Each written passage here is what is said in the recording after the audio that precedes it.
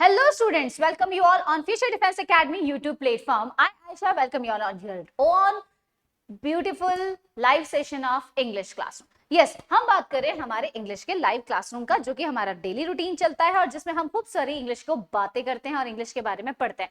तो हमारा जो टॉपिक चल रहा था वो था ग्लू. आई मीन टू से नॉट ग्लू, ग्लू के नाम पर जाने जाने वाला हमारा सबसे फेवरेट टॉपिक और वो कौन सा है? Yes, conjunction.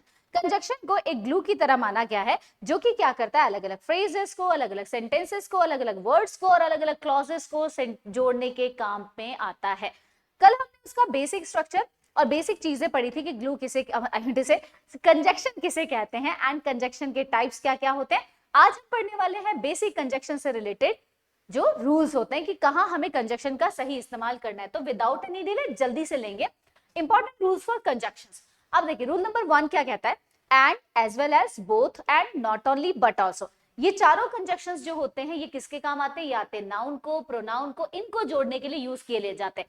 जहां तक अगर हम बात करें एडजेक्टिव का क्वेश्चन आता है तो ये सिर्फ दो डिजायरेबल एडजेक्टिव्स को, यानी कि दोनों जो होंगे डिजायरेबल होने चाहिए तब उनको जोड़ने का, या फिर अनडिजायरेबल को जोड़ने के काम में आता है.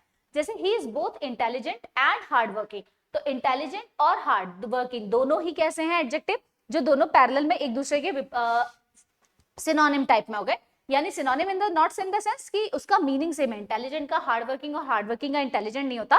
मीनिंग ये है कि ये दोनों डिजायरेबल बात कर रहे हैं, एक जैसी बात कर रहे हैं.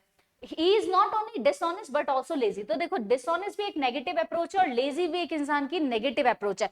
तो जब ये दोनों अप्रोचेस के बारे में बात होती है तो यानी कि कह रहा है अगर एडजेक्टिव आए और एंड एज वेल एज या बोथ एंड से जोड़ना है या not only but also say जोड़ना है तो ऐसे केसेस में अगर नाउन या प्रोनाउन जुड़ रहा है तो कोई प्रॉब्लम नहीं है, वो आराम से जोड़ देगा. लेकिन प्रॉब्लम कहाँ आएगी? एडजेक्टिव में. एडजेक्टिव अगर दोनों ही डिजायरेबल होंगे या दोनों अनडिजायरेबल होने चाहिए, यानी दोनों ही पॉजिटिव बात करने वाले होने चाहिए और दोनों ही नेगेटिव बात करने वाले होने चाहिए. ऐसा नहीं कि एक पॉजिटिव और एक नेगेटिव होगा तो हम यूज कर पाएंगे, तब हम इन चारों कंजक्शंस को वहां पर उस एडजेक्टिव्स के साथ यूज नहीं कर सकते. आगे चलते हैं नेक्स्ट में. अगर दो सब्जेक्ट्स को हम as well as with, along with, and not या इन एडिशन टू या बट से या बिसाइड से, एक्सेप्ट से, रादर देन से या कंपनीड से, इनसे जोड़ते हैं तो वहां पर पहले तो वर्ब के जो अकॉर्डिंग ही क्या होगा, हमारा क्या आना चाहिए? वर्ब उसके ही अकॉर्डिंग आनी चाहिए. जैसे कि कैसा सब्जेक्ट और वर्ब एग्रीमेंट हम जब चैप्टर करेंगे हम उसमें बात करेंगे. जैसे Ram as well as his friends, तो ये जो होगा ये किसके अकॉर्डिंग आएगा? जो हमारा सब्जेक्ट 1 है. ये हमारा सब्जेक्ट 1 है और ये हमारा सब्जेक्ट 2 है. तो जब भी एज वेल एज हो गया, बिसाइड्स हो गया, एक्सेप्ट हो गया, या फिर इन एडिशन टू हो गया, अलोंग विद हो गया, एंड नॉट हो गया, ये आ जाए तो वर्ब हमेशा किसके अकॉर्डिंग आती है? इस एज वेल एज के पहले वाले सब्जेक्ट का. He and not his parents is guilty. तो देखो ही क्या है, आ रहा है पहले, एंड से पहले ही को यूज किया जा रहा है तो ही के अकॉर्डिंग क्या है? सिंगुलर वर्ब आ गई. पेरेंट्स था वरना यहाँ क्या आना चाहिए था? अगर ये हो जाता हिज पेरेंट्स एंड ही तो क्या हो जाता? आर आ जाता. लेकिन ये बनता नहीं है, पहले हम उसको रखते हैं सेकंड पर्सन को. ठीक है, तो ये देखिए आगे चलते हैं. कई बार कंजक्शंस गलत जगह पर यूज कर लिए जाते हैं. जैसे not only he cheated his friends but also his parents. तो ऐसा नहीं है. ही cheated not only his friends but also his parents. इसका क्या होगा सही? फर्स्ट जो होता है नाउन और दूसरा नाउन ऐसे आना चाहिए कि पहले उसने सिर्फ अपने दोस्तों को ही नहीं बल्कि अपने पेरेंट्स को भी नहीं बख्शा चीटिंग करने के मामले में. इस सेंटेंस में हिज फ्रेंड्स और हिज पेरेंट्स जो है दो ऑप्शंस है. नॉट ओनली हिज फ्रेंड्स से पहले यूज करें और बट आल्सो को हिज पेरेंट्स के बाद. सिट ईदर क्वाइटली और गो अवे. तो इसमें क्या होगा? बैठो या तो चुपचाप या चले जाओ. ये नहीं होता ना. इसलिए neither the poor villagers grow nor vegetables. यानी ना तो गरीब आदमी गांव वाले जो है उगते हैं और ना ही खाए जाते हैं वेजिटेबल्स. तो ये मतलब ही नहीं बना ना. या तो होगा ईदर सिट क्वाइटली और गो अवे. इस तरीके से हमें इसको इस्तेमाल करना है. जैसे ये रहा ईदर सिट क्वाइटली और go away. The poor villagers neither grow nor eat vegetables. तो ये हमारा क्या बन गया? सही जो कंजक्शन को यूज करने का है वो बन चुका है. तो अब देखो इसमें भाई गर्मी में क्यों भाई एसी ऑन कर दो यार, आज तो लाइव क्लास है, गर्मी में मारोगे. हाँ, कंजक्शन जब जोड़े में होते हैं तो जोड़ा नहीं सही होना चाहिए. यानी हमेशा ध्यान रखिए, कहते हैं ना गलत जोड़ों को जोड़ दिया जाए तो घर में क्या होता है? महाभारत का एपिसोड. इसीलिए क्या की जाती है? शादी से पहले कुंडली मैच की जाती है. कुंडलियों को मैच करके उनको बनाया जाता है. उनको बनाकर क्या किया जाता है? यूज किया जाता है. तो अब अगर हम बात करें तो इसी में वही करना है. इनकी भी कुंडली मैच होती है कि इसके साथ इसका ही जोड़ा बनेगा, कोई और नहीं बनेगा. अगर बन गया तो बिगड़ जाएगा. तो जैसे कि कंजक्शन जब जोड़े में हो तो सही होने चाहिए. जैसे दो का येट बनता है या कॉमा आता है ऑल्दो का येट या कॉमा आएगा, नो सूनर का देन बनता है, हार्डली स्कैर्सली का व्हेन है, एज का एज है, सो का एज होता है लेकिन एज का सो नहीं होता, ये हमने बात की थी, लेस का शुड है, टू का टू होता है, सो के साथ दैट भी आता है, बिटवीन के साथ एंड, फ्रॉम के साथ टू, एल्स के साथ बट, अदर के साथ रेदर के साथ देन, सच के साथ दैट, वेदर के साथ और, इसके अलावा द सेम के साथ दैट, और बोथ एंड के साथ, बोथ के साथ एंड नॉट ओनली के साथ बट ऑल्सो, ये इनकी पेयरिंग होगी, जोड़े हैं ये। जैसे दो he work hard but he failed, लेकिन यहाँ क्या हो गया, दो के साथ अभी हमने बात की येट का इस्तेमाल होना चाहिए ना कि बट का। He is both intelligent as well as industrious, गलत है, बोथ के साथ हमने किस पेयर की बात की थी, एंड का, तो यहाँ एंड आना चाहिए। The party is between 7 PM and 9 PM, the party is from 7 PM to 9 PM.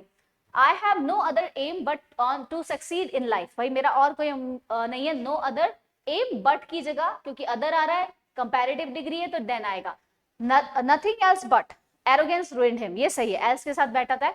he asked me if I was coming or not, ये गलत है, he asked me if whether I was coming or not होगा, और इसी के साथ he asked me whether I was coming or not, तो ये हमारे क्या बन गए, पेयर। तो याद रखिए जोड़ा हमेशा सही होना चाहिए, जोड़ा हमेशा सही बनना चाहिए, पेयरिंग के साथ बनना चाहिए, करेक्ट बनना चाहिए, ऐसा वैसा नहीं बनना चाहिए।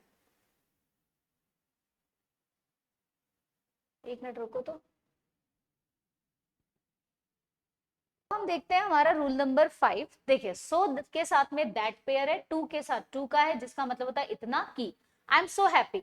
कभी भी ध्यान रखें, जब भी हम अपनी कोई कंडीशन के बारे में बताते हैं तो हम कभी भी सो का इस्तेमाल नहीं करेंगे, पॉजिटिव चीज, आई एम टू हैप्पी हो सकता है, आई एम वेरी हैप्पी हो सकता है, टू भी नहीं हो सकता, आई एम सो हैप्पी और टू हैप्पी नहीं होता, मतलब मैं उतना खुश हूं जितना होना नहीं चाहिए, वैसा वाला सीन नहीं है, तो इसीलिए I am very happy, he is so tired. लेकिन हाँ, अगर आप सो के साथ में रीजन भी बता रहे हो तो आप किसका इस्तेमाल कर सकते हो, दैट का इस्तेमाल कर सकते हो। जैसे he is so tired that he can't walk, so के साथ में आप अगर चाहो तो सो दैट की जगह टू का भी आ सकता है, he is too tired to walk हो गया।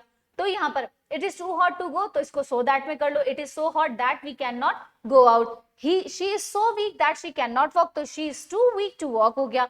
ये शी कैन नॉट वाला हट जाएगा यहाँ से, बस इतना ध्यान रखना है। This problem is so complicated that no one can solve it, तो this problem is too complicated for anyone to solve it, क्योंकि नो वन आया है तो उसकी जगह हम एनीवन करेंगे, या it is this problem is too complicated to solve it, तो ये भी आप कर सकते हो। तो हमने यहाँ पर रूल नंबर 5 में देखा कि सो के साथ दैट और टू के साथ टू, और ये दोनों एक दूसरे की जगह पर क्या हो सकते हैं, इस्तेमाल किए जा सकते हैं। नेक्स्ट रूल, अगर टू सॉल्व से पहले एनीवन का उल्लेख नहीं किया जाए तो सॉल्व की जगह सब्जेक्ट प्रॉब्लम हो जाएगा, यानी कि हमारा प्रॉब्लम सब्जेक्ट बन जाएगा।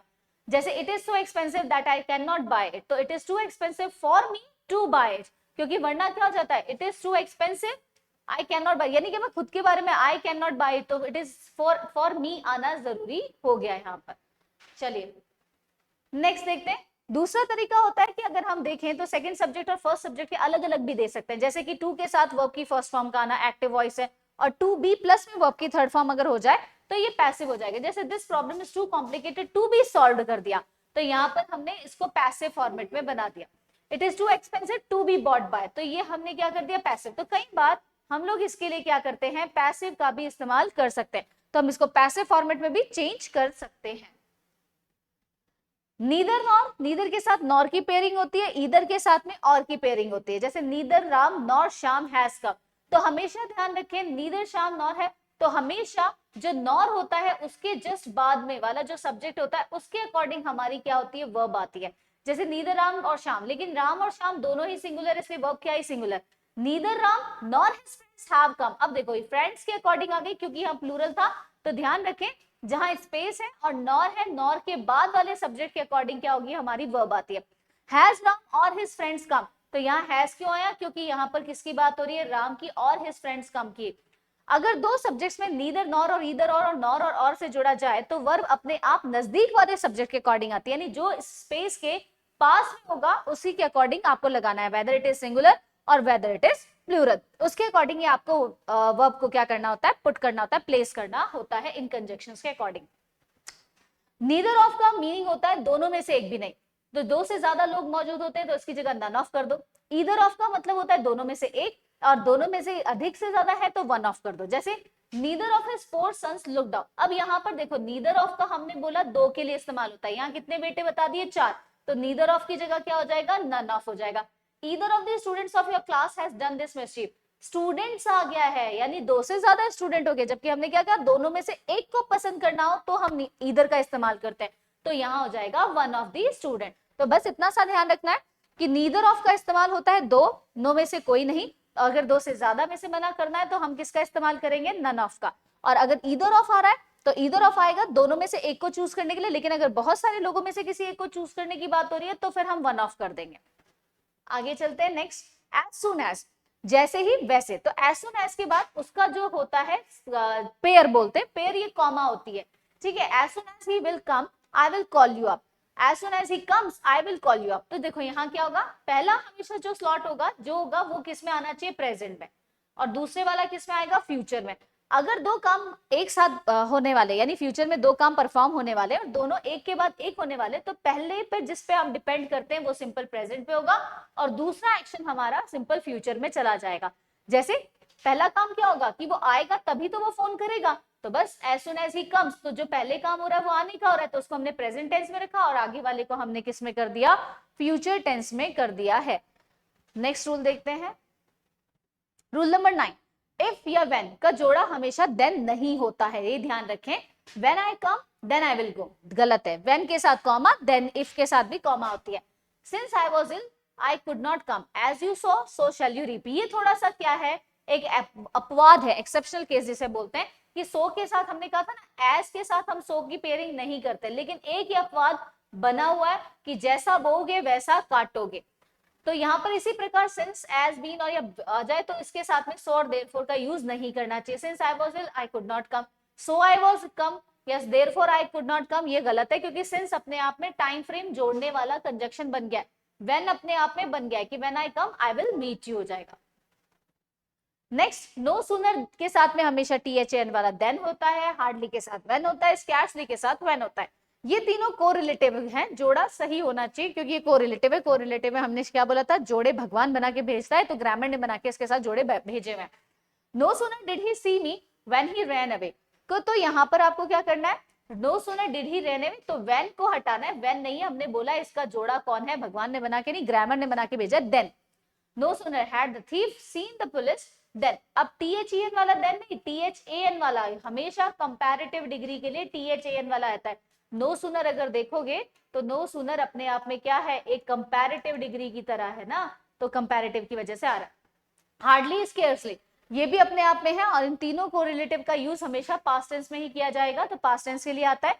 ये तीनों हमेशा, ये दोनों नेगेटिव सेंटेंस के सेंस में आते हैं क्योंकि अपने आप में नेगेटिव है।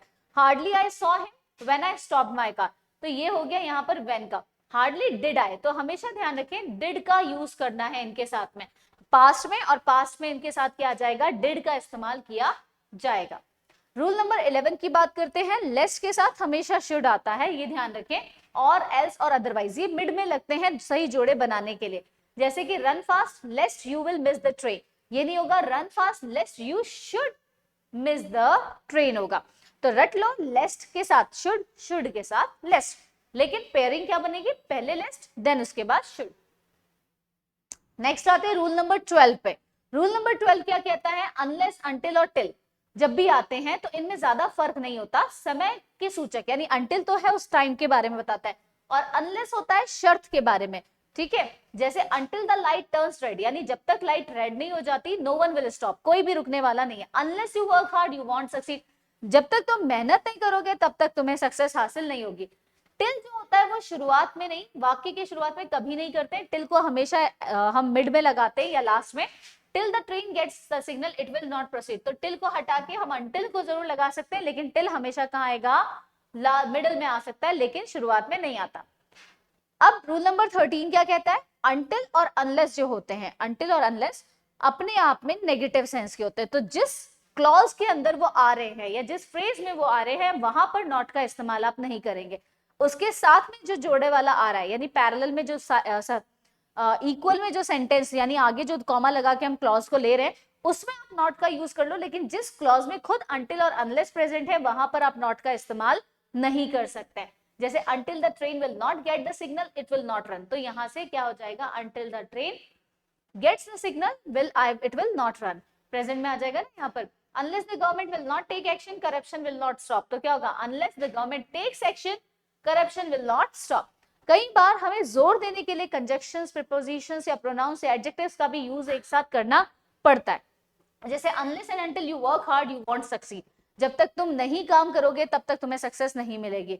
The selling price of every commodity over and above, जैसे कई बार हमें बहुत ज्यादा दिखाना है ना, उस चीज को हम उसकी रेंज से ऊपर दिखाना चाह रहे हैं, तो देन वी विल यूज, दोनों को हम यूज करेंगे। अनटिल अनलेस हो जाता है, ओवर एंड अबव हो जाता है, इसी तरीके से फर्स्ट एंड फॉरमोस्ट हो जाता है, रीच एंड एवरी आ जाता है। तो ये हमें उसकी फ्रीक्वेंसी बढ़ा के दिखाने का काम करता है।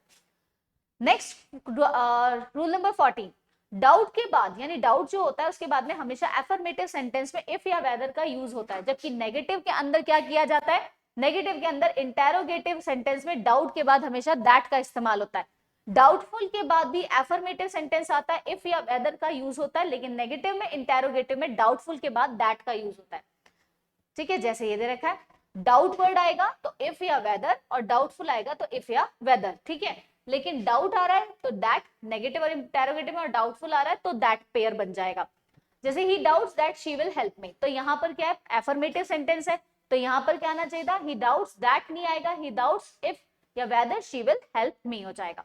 आई have no doubt if whether और ही विल चीट मी, अब यहाँ पर नेगेटिव सेंटेंस है, नेगेटिव में डाउट के साथ कौन सा जोड़ा बनता है, यहाँ बनता है that, I have no doubt that he will cheat me. ठीक है, नेगेटिव। इसी तरीके से आपने यहाँ पर देख लीजिए, I am doubtful that my parents will allow me to go to the party, ये पॉजिटिव सेंटेंस है, तो आई एम डाउटफुल इफ या वेदर आना चाहिए दैट की जगह पर। इसी तरीके से इज नॉट डाउटफुल इफ या वेदर, तो बस नेगेटिव है तो यहाँ क्या आना चाहिए था, अप्रोच लगेगी दैट। तो बस इतना छोटा सा डिफरेंस है। डाउट अगर आ रहा है पॉजिटिव में, पॉजिटिव सेंटेंस में आ रहा है, डाउट या डाउटफुल आ रहा है, तो उनका पेयर कौन बनेगा, उनका जोड़ा कौन बन जाता है, इफ या वेदर। और अगर नेगेटिव या इंटेरोगेटिव आ रहा है तो फिर डाउट और डाउटफुल के साथ आ जाता है दैट का यूज। ओके डन, यहां तक आई थिंक सबको क्लियर है। रूल नंबर 15 की बात करते हैं, द सेम। अगर मान लीजिए द सेम के बाद रिलेटिव प्रोनाउन आ रहा है तो दैट या एज का यूज होता है। ठीक है, द सेम के बाद अगर दैट का यूज होता है, इसके बाद में वर्ब स्पष्ट होती है, जैसे कि this is the same book that I wanted, तो ये वांटेड स्पष्ट है कि उसी बुक के बारे में क्या कर रहा है, बात कर रहा है। He is the same boy that met in the market, तो जो मुझसे कहाँ मिला था, मार्केट में। द सेम के बाद में अगर आप एज का यूज करते हैं तो वो तब करते हैं जब हमें वर्ब कंफर्म नहीं होती कि किसके लिए आ रही है। This is the same book as mine, यानी एज के बाद वर्ब का यूज जैसे इसने बोला ना सही तरीके से नहीं हुआ, तो द सेम के बाद वो और विच का यूज नहीं करते, ये भी ध्यान रखें। रूल नंबर 16, एज के साथ एज होता है और सो के साथ एज की जब यूज किया जाता है, जब हम किसी की क्या करते हैं, तुलना यानी कंपैरिजन कर रहे हैं, जब हम किसी का क्या कर रहे हैं, कंपैरिजन करते हैं, तब हम इसका इस्तेमाल करते हैं। एज और एज का यूज पॉजिटिव और नेगेटिव दोनों सेंटेंसेस में होता है, जबकि सो एज का यूज हमेशा नेगेटिव सेंटेंसेस में किया जाता है। He is as intelligent as you, positive sentence है। He is not as intelligent as you, negative है। He is not so intelligent as you, negative है।